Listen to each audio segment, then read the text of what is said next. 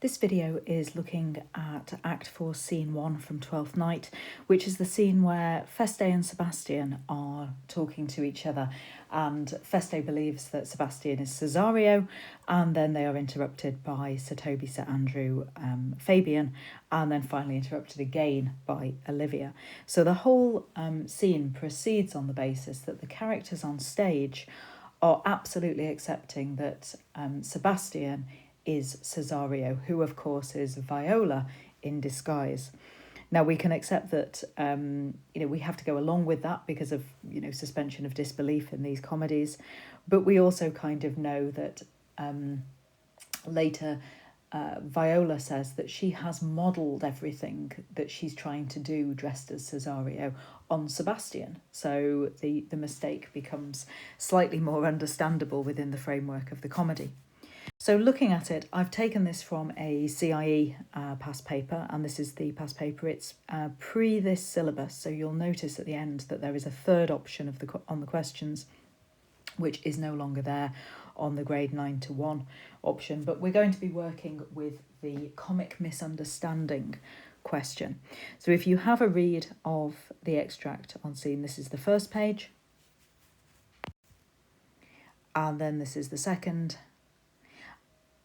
And as you can see, this is the option that is no longer there if you're doing the Cambridge exam board. If you're doing a different exam board, then just use this extract rather than the exam formula. And we can see the question that we're bearing in mind when we're looking at this is, how does Shakespeare amusingly convey the feeling of mounting misunderstanding? So we're looking at things that go to comedy. We're looking at things that go to kind of escalation of that comic misunderstanding, and how this is being kind of made more and more confusing, if you like, from especially Sebastian's point of view, as well as all the characters who think that he should know them and he appears not to. So first of all, if we look at, I've already put in a few annotations to keep me on track, and we can look at what's going on. I'm trying to make it smaller rather than drawing on it.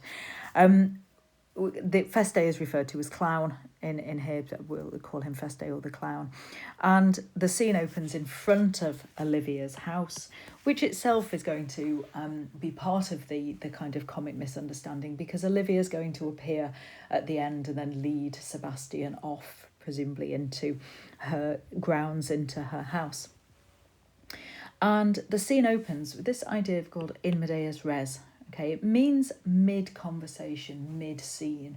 So we come in the middle of the action. And we understand very quickly that the characters here, Feste and Sebastian, are talking at cross purposes. Sebastian saying one thing with one thing in mind, and Feste is saying something else. And Feste can't understand why Sebastian is denying kind of knowing anything about him, knowing who Olivia is, why he won't go with him, etc. Because as far as Feste is concerned, Cesario has been to Olivia's on behalf of Orsino to woo Olivia on her behalf, and he knows exactly who Olivia is, etc. And so this to Feste is ridiculous. He knows, first of all, the reality of this statement. He knows that he is sent for Cesario, and it seems to Feste that Sebastian is having him doubt that. Would you make me believe that I'm not sent for you? Are you going to have me believe that actually I've not been told to bring you to my lady Olivia? And it starts with a question, so this kind of idea of uncertainty and everything being in confusion. And Sebastian is very dismissive. Go to, thou art a foolish fellow, let me be clear of thee, is, get out of my way, go, you're an idiot, let me get rid of you. And just in those two lines, the kind of audience understands that Sebastian is Sebastian, and yet Feste thinks he's Cesario, and is preparing for all of the potential misunderstanding to arise from that. And Feste kind of congratulates Cesario, he thinks, on the joke. He is holding out well, well done for keeping this going. And he decides that he's going to build on that And so, this sense of misunderstanding, this comedy is created by the fact that he does this quickly. It's the speed of it, it's the list, and he's fooling around, he is playing around with the ideas of negatives to build up to this kind of climactic nothing that it is so is so. Because the clown's saying, well, look, if we're playing your game, everything's the opposite. Everything that I know to be true doesn't work. So he says, okay, so I don't know who you are, and I'm not sent to you by my lady, and she didn't bid you come to speak with her, and your name isn't Cesario, and this isn't my nose. Okay, so he's got this kind of multi-clause list of negatives, and it ends with this kind of self-evident truth. This is not my nose neither. Well, it is. But the one before that is this idea of dramatic irony, because it isn't Cesario. So unwittingly, Feste speaks the truth there, which shows how complicated and how confused things have got. He's included a truth in his list of things that he knows to be false. And the idea that nothing that is so, this idea of, well, okay, nothing is how it seems, both is important for looking at the play's themes, because this is a play which deals with misrule. Okay, if you think about the title, Twelfth Night, that 12th night of the period of Advent, it's an idea that, everything will be turned on its head, everything will be celebrated as being topsy-turvy. It's also something to do with, the comedy in the play comes from the fact that there are mistakes. Nothing is what it seems. Malvolio has not been written to by Olivia. Viola is not a young man called Cesario. Sebastian is not Cesario. Malvolio is not going to get married and make his fortune. It's all kind of all over the place. And from Feste's point of view, this assertion is also the kind of nature of foolery. He is a fool. He is a clown. His job is to mix things up. This should be Feste in his prime, saying nothing that is so is so. And we have this declaration there, and we prepare for the confusion that is about to ensue. So Sebastian doesn't know what's going on and says, come on, vent thy folly somewhere else. Now, to vent is to kind of let out air, if you think of an air vent. And he says, go and do your silliness somewhere else. You don't know me. And the clown picks up the idea of vent as passing wind, basically. So it's kind of possible crude humour. And, you can imagine that the actor on stage is doing all sorts of gestures, especially because he is here mocking Cesario for his apparent affectation. So he thinks he knows that Cesario is a servant. And all of a sudden, Cesario, who he knows, is putting on all of these airs and graces and dismissive behaviour and manliness. And he says, what's up with you? Why are you acting all posh, basically? And so making some jokes about breaking wind is a good way of bringing him back down to earth, as it is. So he says, well, you've obviously heard that from some great man, but you're now talking to a fool. You're using it about a fool, so don't have all these airs and graces. You're talking to a fool, right? Repeats it and says, I'm afraid that the world will prove a cockney, that this has got this idea of, I'm afraid that everything's not going to work out for you. Things aren't as good as they thought. Things aren't, you're not as fine as you make out. And this idea of a cockney was a term for someone who was a little effeminate, a man who was a little feminine, which of course is more dramatic irony, because Cesario is in fact a woman, and if you're looking at Shakespeare's time, is in fact a boy playing a woman playing a boy. But obviously it doesn't apply to Sebastian. Sebastian is biologically male. And we know that elsewhere in the play, it's got to be the case, if Cesario and Sebastian are so similar, Sebastian has to be quite feminine, quite delicate, because otherwise Viola would not be able to pass for him so easily. So actually, Sebastian has to be slightly feminine. And the clown says, I prithee now, so I pray you now, I beg of you now, ungird thy strangeness. Now, in one way, stop being so weird. In another way, kind of undo your lack of familiarity. You're pretending you don't know me. Drop it. And tell me what I shall vent to my lady. Stop pretending. Tell me what I've got to tell Olivia. Shall I tell her that you're coming? So he's trying to get sort of back on track. And Sebastian still doesn't understand, because why would he? He can't understand.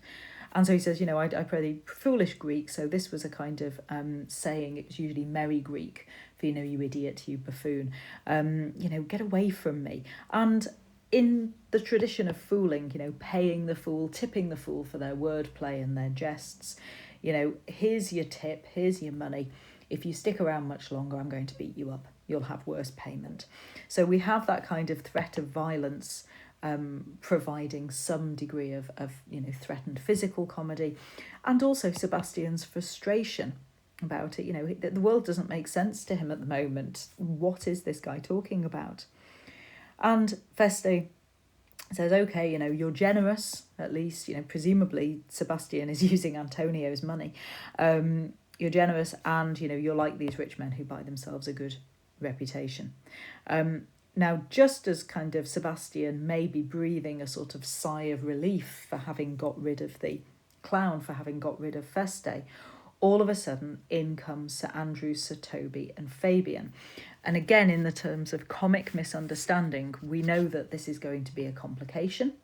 We know that this is going to be another layer of Cesario-based confusion. Because Sir Andrew, from his prior meeting, has spent his time getting himself worked up, trying to kind of get his bravery together, and has decided that when he does see Cesario again, he's not going to do what he did last time. He's actually going to take up the challenge and hit him. So, Sir Andrew ironically kind of uses the polite form you after all of that comments from Sir Toby about, if you happen to thee him thrice in the letter, don't worry about it. So, rather incongruously, and it might be that, it's adding to the humour that he very politely addresses him and then hits him. Have I met you again? Bang, there's for you. Okay. And Sebastian, again, this kind of comic misunderstanding, he's just got rid of Feste, and now this other guy comes up and hits him. So straight away, he uses the more contemptuous, the less formal thee, and says there's for thee and there and there. And it has to be kind of physical comedy because he has to hit him 3 times. Right? So Andrew, having got himself all fired up to go and sort out the quite weak Cesario, doesn't realise that he's just hit Sebastian, who comes back threefold at him, bang, bang, bang, And Sebastian's question, are all the people mad? Shows these growing levels of confusion. Nothing makes sense in his world. So Toby kind of starts trying to restrain Sebastian, so he might have his dagger out, he might have it about to be drawn, I'll throw your dagger over the house. And Feste, realises that now's time to kind of leg it and to go and tell Olivia what's going on. So he abandons everybody with, I would not be in some of your coats for 2p. And that coat is a reference to the fool's motley coat. Okay, so Feste would be wearing a brightly coloured jacket, which was the sign that he was a professional fool, and that would give him more license to be rude, to be satirical, to generally kind of overstep the mark with people and not risk getting beaten up, because that was his job.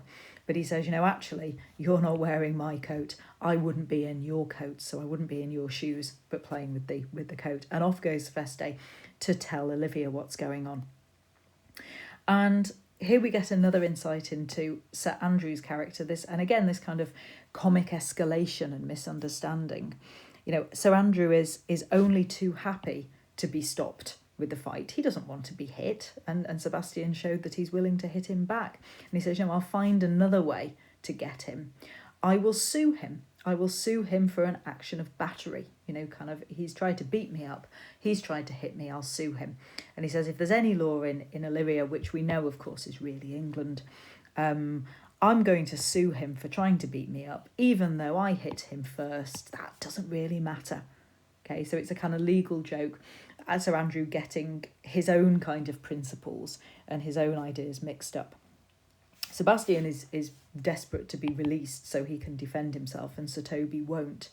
Kind of almost sort of mocking him and ironic, you're well-fleshed, it's Sir Toby who is the well-fleshed one, he's meant to be rather large. And, Sebastian is struggling. I will be free from thee, what are you doing now?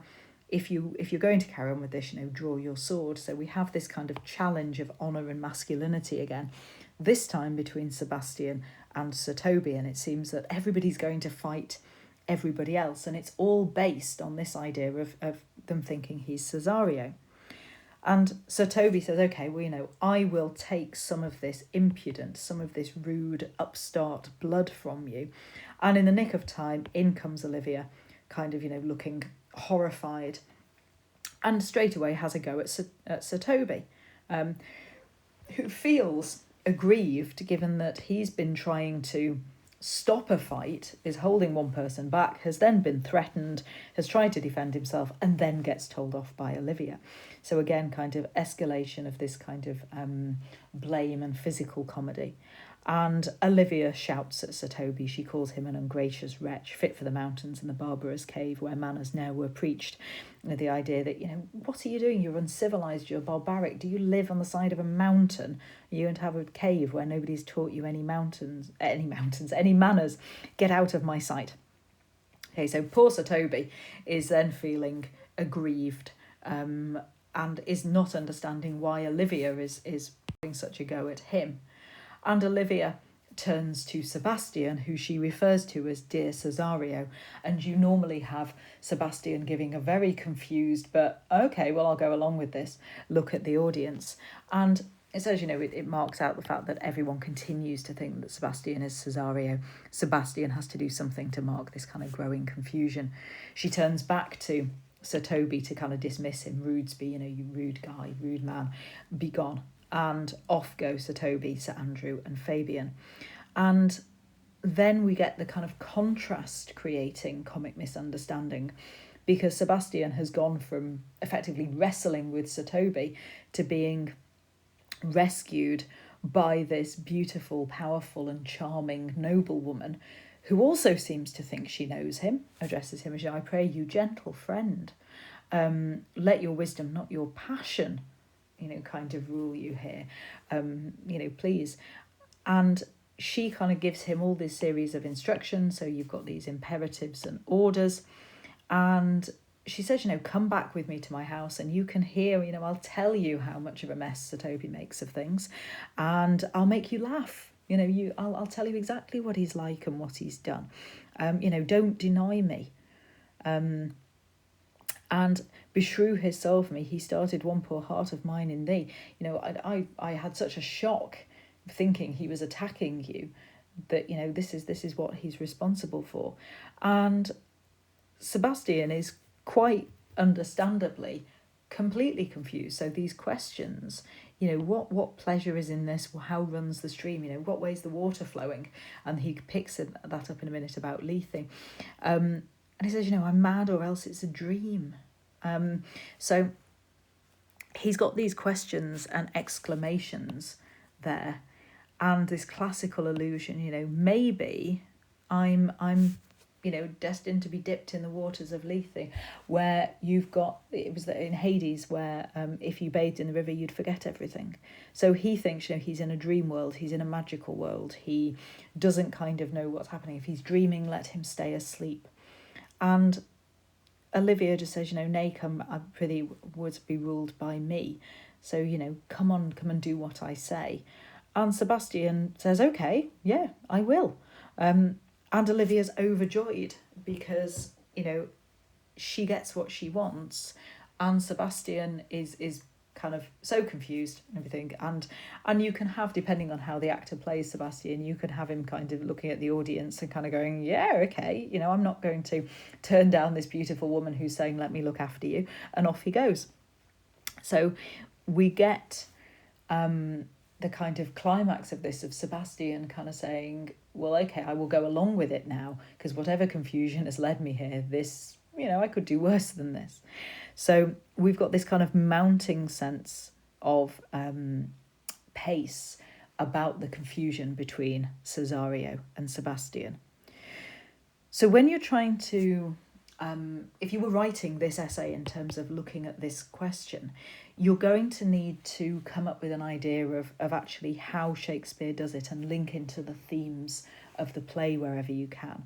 So Shakespeare conveys a feeling of mounting misunderstanding through kind of the interaction between the characters, through Sebastian's confusion, through Feste's confusion, through Sir Andrew's kind of passion and ideas, through the different elements of imagery there, through the physical comedy.